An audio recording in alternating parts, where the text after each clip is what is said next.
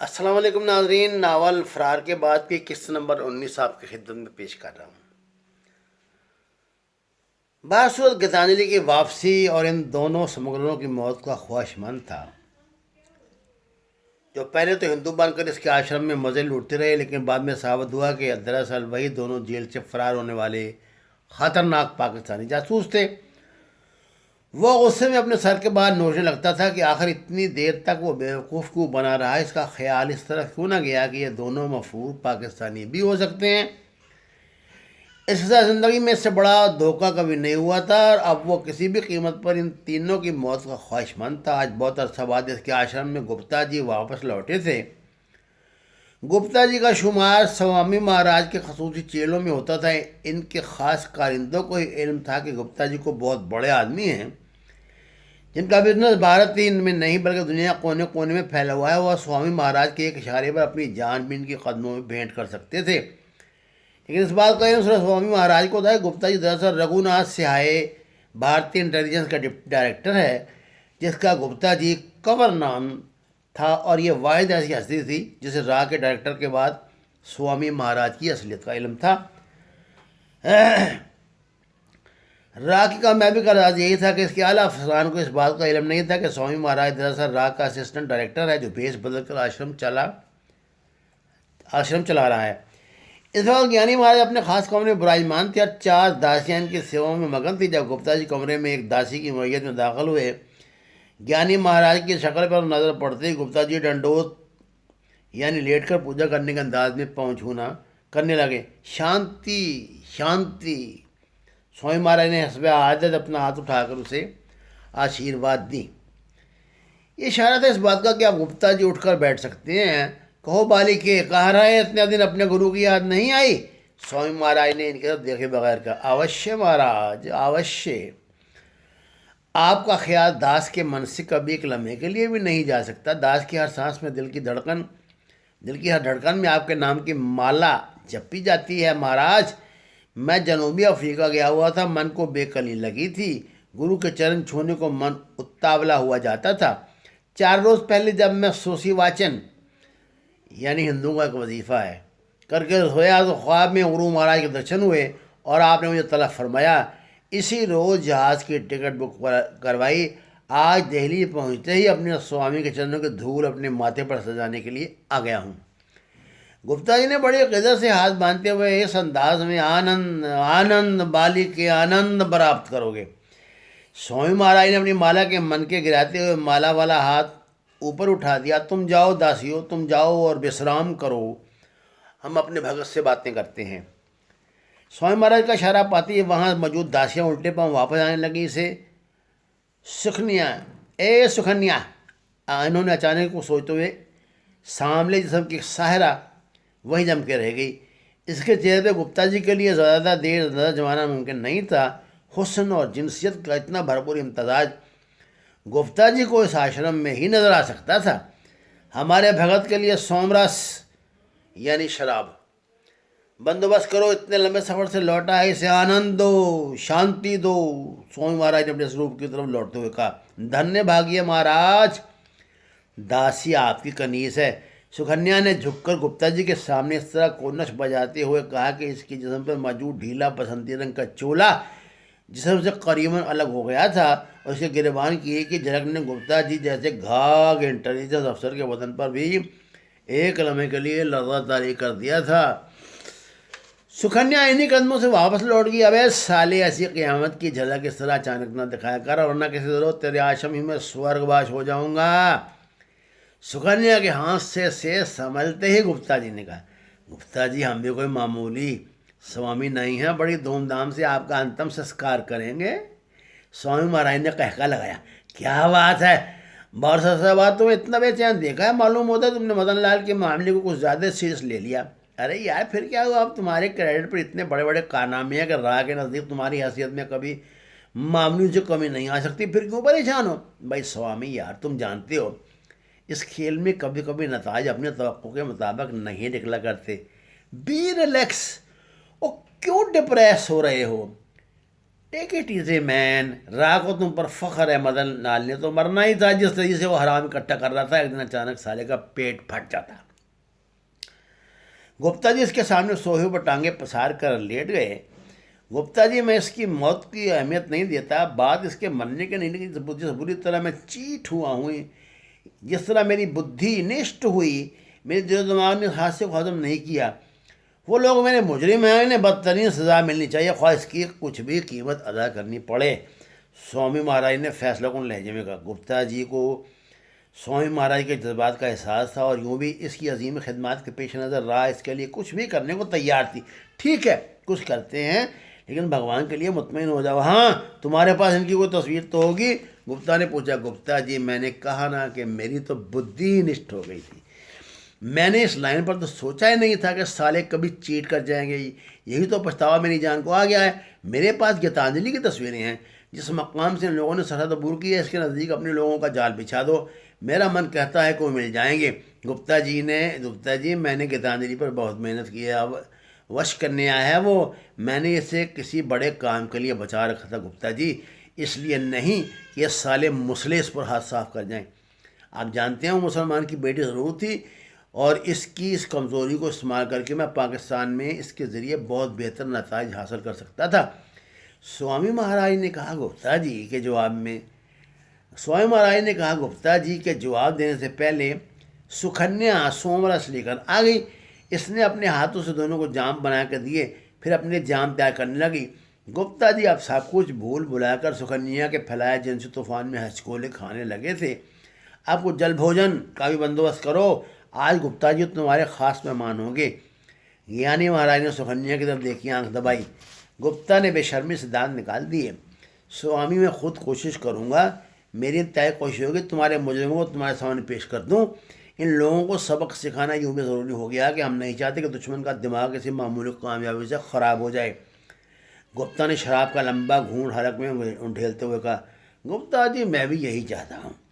سوامی مہاراج نے مطمئن ہو کر گردن ہلائی۔ تھوڑی دیر بعد وہ کھانے کی میز پر موجود تھے۔ یہ میز بطور خاص سوامی مہاراج کے خاص مہمانوں کی سجائی گئی تھی۔ یوں تو اس آشرم کے دور دور تک بھی کوئی شراب یا گوشت کا تصور نہیں کر سکتا تھا، لیکن اس میز پہ انواع اقسام کے گوشت اور شراب سوامی مہاراج اور اس کے مہمان گپتا جی کے لیے موجود تھی۔ 3 داسیاں ان کی خدمت میں مامور تھیں، اور سکھنیا گپتا جی کے پہلو میں بیٹھی ان کے ہوش و خیرت پہ بجلیاں گرا رہی تھی۔ رات دیر گئے تک یہ گھناؤنا کھیل جاری رہا، جس کے بعد سوامی مہاراج نے سکھنیا کو گپتا جی کے ساتھ ان کے کمرے کی طرف روانہ کر دیا۔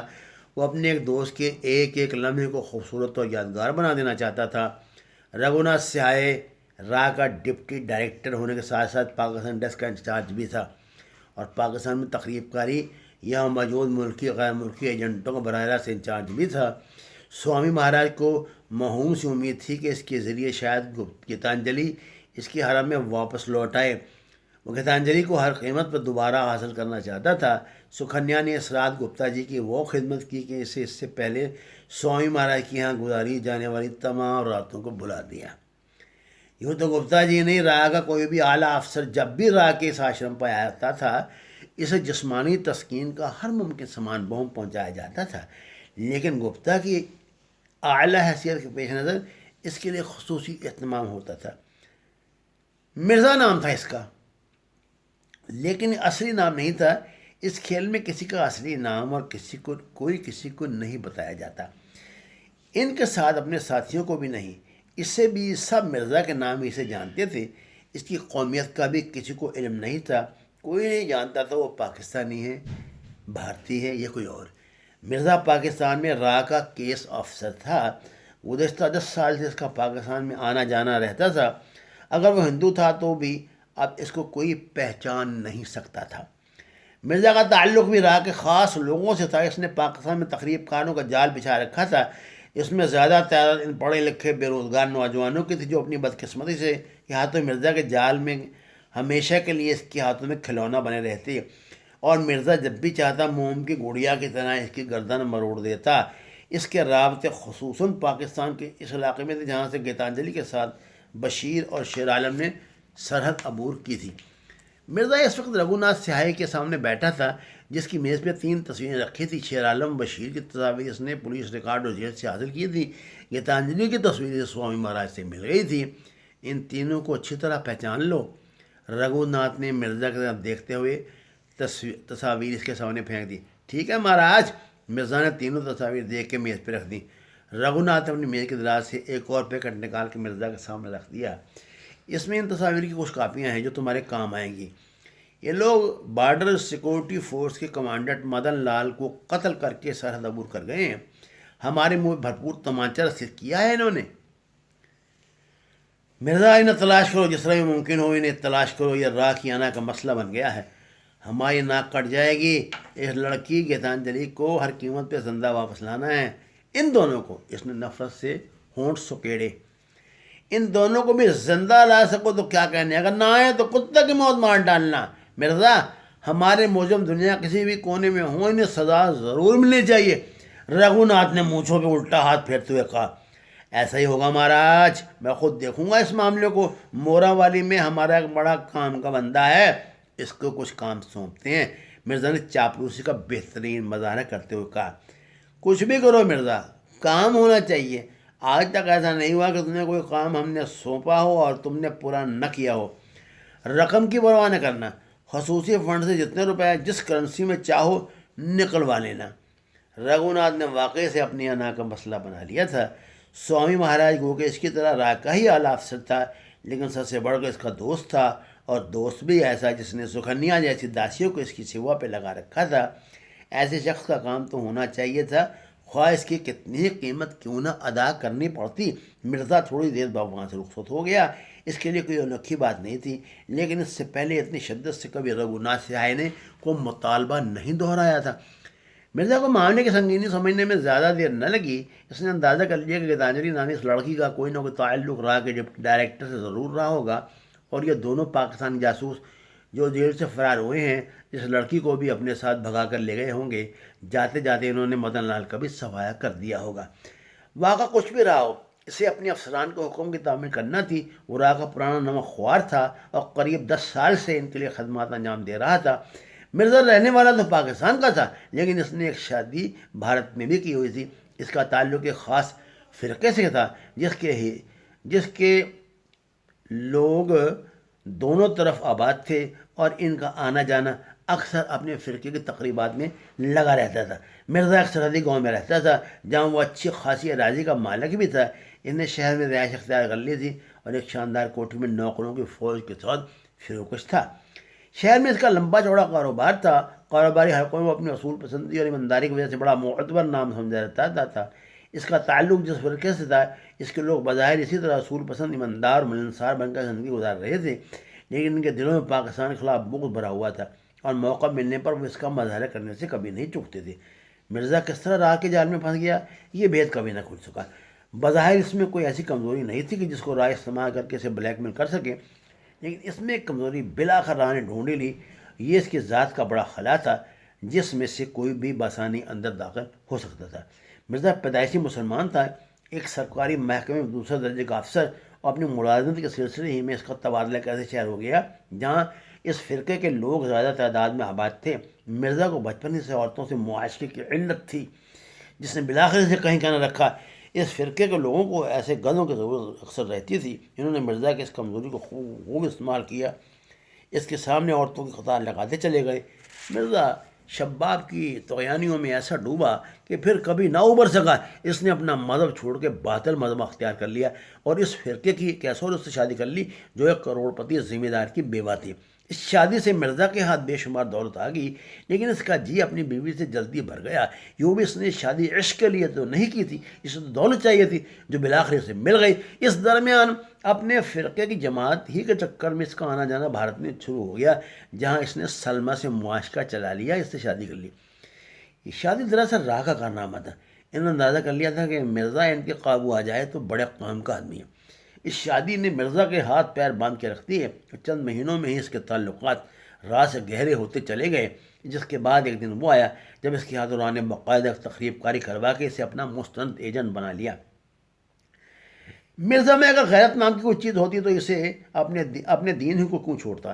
اس کی زندگی کی ترجیحات کچھ اور تھیں. اس نے اپنی زندگی کا مقصد دولت، عورت اور شراب بنا لیا تھا. اس تکون میں بند ہو کر اپنے اوپر اصول پسندی، ایمانداری، شرافت کے مخصوص لبادے اڑ کر دن رات راہ کے اشاروں پہ بندر کی طرح ناچ رہا تھا. مرزا کا طریقہ واردات بڑا خطرناک لیکن بہت آسان تھا. وہ شہر کی کئی نام نہاد سوسائٹیوں کا عہدیدار تھا.